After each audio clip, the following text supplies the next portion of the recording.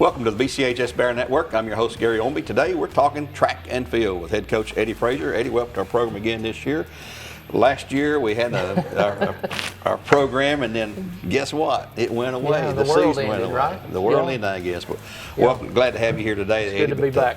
You've been doing this for a while. I know you go back. You were in track and field program at Bradley when you were a student, which has been a day or two ago. Graduated here in 1994 Yep. and was a member of the track team then, and it just kind of became a way of life, so it's can't get away from it. What was your specialty in track and field? A little bit of everything. You know, we always had small numbers. I ran the 4, the 8, the mile, the 2 mile, 4x8 relay. Went on 2 4x8 state relay teams. We were all state twice there, so I guess the 800 maybe.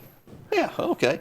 Well, we are here now. It's the first day that the TSSAA allows spring sports to begin. So tell us about what your schedule looks like, when it's going to start and all that. Well, we crank it up Friday. We're at Walker Valley on Friday. And so as would have it, opening week, so you know it's going to get cooler and it's probably going to rain, because that's what happens the first week or so. But actually right now the forecast, I think Friday's in the 60s, but it's dry. So we'll take what we get. Oh, we'll take dry anytime. But like I've talked to different coaches, and in your sport in particular, though, you can only tell them and teach them so much, you know. But it is really on the individual. I mean, it's a mind game. It's a heart game. You know, how good you want to be, and it's really up to that individual, isn't it? Well, it really is, Gary. And I tell our kids, we preach to them daily that track and field, more than any other sport out there, is you're going to get out of it a direct proportion of what you put into it. And there is the team aspect, you know, that's a big part. It's actually bigger than most people think it is, but there is such an individual side of it, and there's no easy work in track. It's difficult and it's tough, but I love it, and I love seeing those kids excel in it. Well, I know you do there. What are they able to do? I know you don't go out and run with them all the time, because you got long distance runners, you got the sprinters and all that, and the hurdles and so forth. What have they been able to do up to this point here? Well, you know, we started out the year in small groups, had to keep our groups small. We were a couple of weeks late starting. I was actually really worried about that early on, you know, and having to keep the groups of 10 or less. It did cut us out of a lot of the weight room work that we normally would be able to do. With the numbers we had, it wasn't feasible. But it did enable us to get some more individualized work, you know, technique, field events and starting blocks.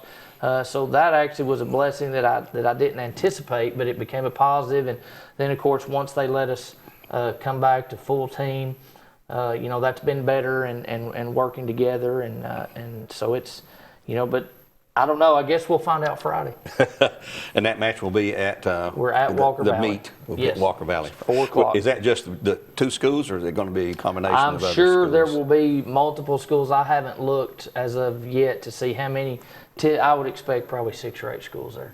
Okay, and then when it comes to Bradley hosting a home meet, I know our track is not in the greatest condition, hasn't been for many, many years, and we'll talk about that a little bit, but yes, where will you get to? It's not in very good shape. We are hosting a meet this year at Lee University for the first time. We're going to get in there on Lee's nice new facility, and man, what a great facility it is. Yes. We're hosting over there on Good Friday. Today we're out of school, so we're going to run that invitational format.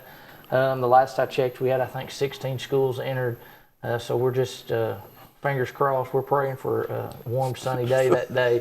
Hopefully we'll have a great turnout. Should be a great day and a great place. Well, I'm telling you what, if folks, if you haven't been by there on Parker Street to see Lee's track, lacrosse, maybe soccer, I guess, too, it is phenomenal. I mean, you talk about doing something first rate. They always do things first rate, and that's very nice. Great opportunity for you guys to participate over there. It's very nice. And let them showcase their track there. Who do you have coming back that you look to try to lead your squad this year? I know you've got some, in particular, a guy that we've already read about, Javon Burke, who played football and could have played basketball. I've seen him play basketball in the gym, and he's pretty dang good at basketball too. And he'd won a championship already this year. He won the Tennessee State High School Indoor. The Tennessee State Indoor is not TSSAA sanctioned. It's actually run by a group called Knoxville Youth Athletics, because Tennessee doesn't sanction indoor track. So they put that on as just really a benefit to our local kids in Tennessee. Ironically, this year none of the facilities in Tennessee would allow people on campus. Typically, that meet takes place at Vanderbilt. There's usually indoor meets at ETSU as well, neither of which would allow events this year. So a guy named Chris Kane is kind of manages that and puts it together. And so ironically, this year the Tennessee State Indoor Championship took place in Alabama, in Birmingham at a facility called the Crossplex. And Javon went down and set a meet record that day in the 60. He went 6.87. Had a really, really good day. I think he finished second in the 200, but the 60 was a big day for him, and we're looking for big things to him this year. We're looking for him to anchor down our sprint squad. You know, his goal, we put it out there, like we want to win a state title in the 100 meters this year, and so that's his goal every day, and that's what the people around him are working toward, and hopefully we can do that. But like you said, you know, there's such a variety of events: the throws, the jumps, the distance events. We got a lot of young kids this year. And we've got those veterans back as well, and so we're excited to see where it takes us. Well, and folks, in case you missed what he just said, the Tennessee State Indoor Championships were held in Alabama because the powers that be in the state of Tennessee and all their infinite wisdom decided, hey, we can't host that indoors because of the pandemic. And well, it really went back to those schools. It fell on, you know, Vanderbilt just wouldn't let any outside groups on campus, and ETSU wouldn't let outside groups on campus. It wasn't a state level decision per se, but it was those institutions that wouldn't allow it. So they had to look and find an indoor track that would let them come.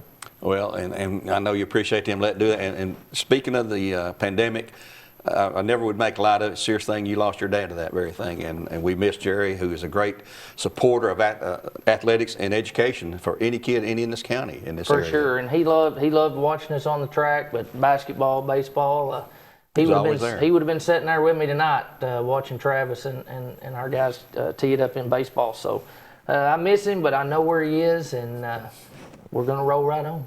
Speaking of Javon, how many events will he participate in? I know the 100, 60, and the sprint, the 440, or the relay teams? The 60 is strictly an indoor event. His main events are going to be the 100 and the 200.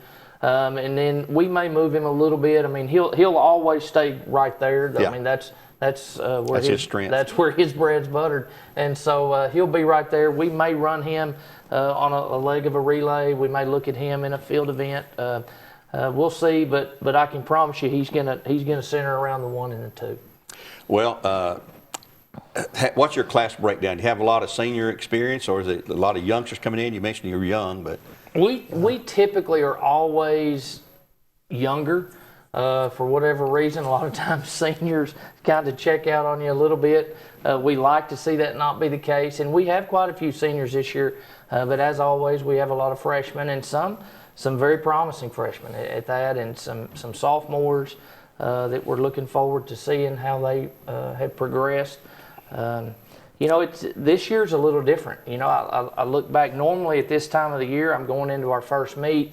I can look back at where we were at the sectional meet last year and say, okay, here's the top 4 times in our section that went to state. You know, 1 or 2 of those kids graduated, a couple back. What was 5th, 6th? Like, here's what I think it'll take to get to the state coming out of our section. This year you don't have that. I mean, if you're a freshman or a sophomore, you have no times in any of the computer databases. There's nothing that I can look at and go, okay, I think we're going to set up really well here or not. So, but it's like that for everybody. You know, it's a unique situation. It is. And did losing that last season, did it just sort of set you back the whole? I mean, I know everybody's in the same situation, but it's like starting over again almost. Seems well, like, it did. You know, like there for a while, I told you, like yesterday, we were actually on the 14th coming back from Pensacola as things all over the world are canceling, and that happened to us. We're supposed to run a meet at Pensacola on a Saturday. We're already there, getting ready. Get the call that night, hey, you can't compete. Our superintendent's not going to let you run, and so we come back and really expecting things to hey, this is going to last a week. This is going to last 2 weeks. And trying to keep our kids motivated and working and sending workouts to them at home. Here's what we can do. And then all of a sudden it just ends. My wife will probably tell you that I probably wasn't a real good person for a week or two because like things just like, what do I do now?